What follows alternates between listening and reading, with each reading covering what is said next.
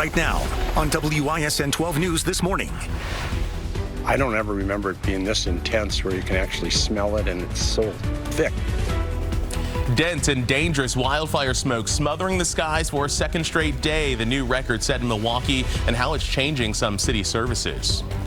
Breaking overnight, a woman shot and killed in St. Francis. 12 News on scene as police make an arrest. What neighbors say they heard.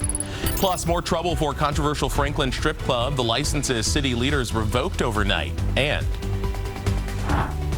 I'm Rachel Hersheimer in Washington with the claims the president is making about the 2020 election and the facts we're finding. Leading the way with important local coverage. You're watching WISN 12 News This Morning. First at 5, weather right now on an alert day as smoke smothers the skies across southeast Wisconsin. Thick and dangerous smoke from the wildfires in Canada and Minnesota filling the air across the area from Elkhart Lake to Brookfield, Milwaukee, and Racine. This coming the morning after Milwaukee saw its worst air quality ever. The air quality index reaching a whopping 644 yesterday. To give you some perspective, normal is around 50. If you're heading out the door this morning, expect the smell of a campfire, and you're going to be dealing with dangerous air quality levels. Let's get right to meteorologist Jason Dunning. Jason, an air quality alert is still in effect until noon. Yes, and then by the afternoon, we're expecting to see some improvements, and I think the winds will help to mix some of that smoke out of the air. I'm not saying it's going to be completely gone, but much better than what we're waking up to this morning and what we had to deal with yesterday. Looking live from Discovery World over toward Lakeshore Park, and you can see the Hone Bridge light up a little tough to pick out here with the low visibility and the really bad air quality. We want to get out of this maroon. We actually got into the purple at one point yesterday afternoon as we saw a little improvement, but at night, the smoke particles tend to settle a little bit closer to the surface, so we're in the hazardous category, and we've got that air quality alert until noon today. We're going to be keeping you updated on the air quality throughout the morning because it changes pretty quickly with all the sensors that we've got that measures all those little smoke particles in the air. Here's what to expect over the next 12 hours. We go from the 70s up to 90s. It's going to be pretty toasty with less smoke around this afternoon. That allows for more of the sun's rays to make it through. It's going to feel like the mid-90s with the humidity factored in. This is what we like to see right here. That southwesterly wind is going to help to send some of that smoke to the north and east. We'll look at the latest smoke tracker together and focus on the weekend outlook ahead in Weather Watch 12. All right, Jason, let's get our first look at your morning commute here on a Friday morning with a look at the Zoo interchange from our Department of Transportation cameras. Traffic volume pretty light, but you can see that haze there from the smoke still lingering in our skies. A look at our drive times shows they're all green, no issues popping up. We will continue to watch the roads for you throughout the morning and let you know if anything does pop up. A heads up for anyone hitting the road in Waukesha County this weekend. Another weekend-long road closure is set to get underway tonight. This is a live look at I-43 near Highway 164 in Big Bend. From 7 o'clock tonight until 6 o'clock Monday morning, Highway 164 will be closed between National Avenue and Woodland Lane. Along with I-164 being closed, both of the on-ramps to I-43 as well as the northbound exit ramp will be closed. The southbound exit ramp will remain open. 5:03, let's take another live look outside as that wildfire smoke smothers downtown Milwaukee. You can barely see the skyline in this live picture. 12 News' Zoe Henry continues our live coverage this morning. She's limiting her time outdoors. She's in the 12 News garage. Zoe, people should really be staying inside when the air quality gets this bad. Yeah, Jaron, that's right. So the Wisconsin Department of Natural Resources says air quality right now, and as you heard Jason just say that as well, is hazardous. And so its meters are showing double what the original record was in 1987. So the Wisconsin DNR has 18 air quality sensors across the state. The Air Management Department with DNR says the level coming in this week are unprecedented. Now, it's especially dangerous for sensitive groups like the elderly, children, people with asthma, bronchitis, heart or lung disease, and pregnant women. But with levels like this, health experts and DNR are telling everyone to stay inside. In weather like this, even minutes, certainly hours outside is equivalent to smoking multiple cigarettes, and you'll feel it on your lungs. You take a deep breath, you feel, I feel like I need to cough a little bit right now. And so it doesn't take much to feel that, and it's a good sign to get back inside. And Zoe, for people living without air conditioning, health experts have some ways to help people manage. Yeah, Jaron, that's right. So the goal is to not open the windows in your home, even in your car. Make sure you have access to air conditioning. So if you don't have a home that has air conditioning, there are cooling centers around Milwaukee County and different areas as well. In Milwaukee County, all libraries serve as cooling centers. So there's air conditioning there if you want to spend long stretches there, say you work from home or just need somewhere to go. Yeah, and we have linked to some of those cooling resources as well on the 12 News app. Zoe Henry in the 12 News Garage for us this morning. Zoe, thank you. Right now in the city of Milwaukee, garbage and recycling collection services are suspended until further notice. Both Milwaukee County and the city of Waukesha has also closed all public outdoor pools. Milwaukee Public Schools canceled today's summer academy and recreation programs, including meals. City officials say they're monitoring the conditions. We will, in the future, as the weather changes, we will catch up on garbage and recycling. We will post on milwaukee.gov/DPW to give updates. But our concern right now is just making sure that the folks that work for DPW are safe and can provide services in the future. Many people have to work outside in this smoke, including mail carriers and landscapers. Those we spoke with tell us yesterday's conditions definitely made the job tough. Yeah, I mean, I'm outside walking all day, and, you know, even when I take my mask off between blocks, you know, it's hard to breathe. We need to make a living. We got bills to pay, okay? We got to deal with it.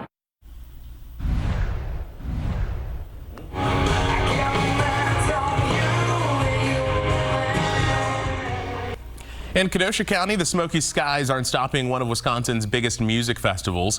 Country Thunder officials in Twin Lakes say the weekend-long festival will go on as usual. Concert goers say the risk is worth the reward. Smoke, so like it doesn't really affect me too bad. You live once, it's rain or shine. We always go on. I have trouble with my oxygen, so I've been having to check it every hour. But we wouldn't miss it for the world. Officials say they are working with local health officials and are monitoring the air quality levels throughout the duration of the festival. The Waukesha County Fair is also open despite the smoke, but organizers canceled last night's Sebastian Bach concert because of the bad air quality. One couple we spoke with braved the smoke to watch their granddaughter take part in a competition. I live in Sussex and it was really smoky up there, but we decided we were just going to tough it out and come. The fair posted online that there are 2 air-conditioned buildings on the grounds in case people need a break. The heavy wildfire smoke is also smothering other parts of the country. Take a look at these images of what's supposed to be New York City, Chicago, and Cleveland.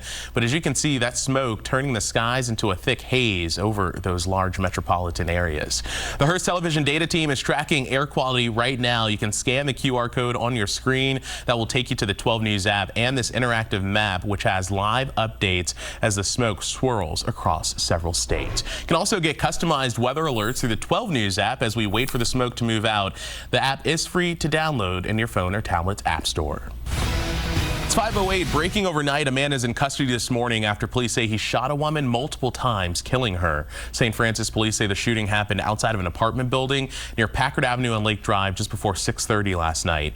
This is video from the scene showing officers focusing on a black SUV. Police say the 32-year-old Cudahy woman died at the hospital. No word this morning on what led to the shooting, but witnesses say they heard several rounds of gunfire. So we heard 2 shots at first, and then we looked at each other, like, is that gunshots? And then we heard a faint scream, and that's when we looked out the window and we seen her on the ground, and then we heard 3 more shots. Less than 2 hours after the shooting, police arrested a 33-year-old Milwaukee man. 12 News was there as police shut down 124th Street, just north of Burleigh in Wauwatosa, to make the arrest. That's this video you're looking at. The shooting remains under investigation this morning.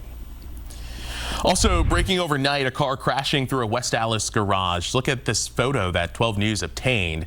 It happened at a home in West Allis near 92nd and Manitoba. It's unclear this morning if anyone was hurt. Our crews there on scene showing the destruction left behind. Right now we're working to get more information about what caused the crash and if anyone was hurt or if police arrested anyone. We'll be sure to post any updates as we learn them on the 12 News app. More breaking news from overnight. A troubled Franklin strip club at the center of a sex trafficking investigation loses its licenses. 3 eyes, 2 nose, motion carries. Motion to adjourn. After an hours-long meeting late last night, the Franklin Common Council voted 3-2 to strip On the Border of its liquor, entertainment, and cigarette licenses. The vote comes as the business, located near 27th and Elm Road in Franklin, is facing charges of keeping a place of prostitution. In December, prosecutors charged these 4 men, including the club's former manager Brian Hopkins, with human trafficking-related crimes. The 4 are fighting those charges. It's 5:10 now to President Donald Trump raising doubts about U.S. elections ahead of the midterms. The president speaking to the nation last night. We have a live fact check from our partners at PolitiFact on the president's allegations on the 12 News app. Just scan the QR code at the bottom of your screen. This morning, our Washington correspondent Rachel Hersheimer has more on what we're finding out about the president's claims.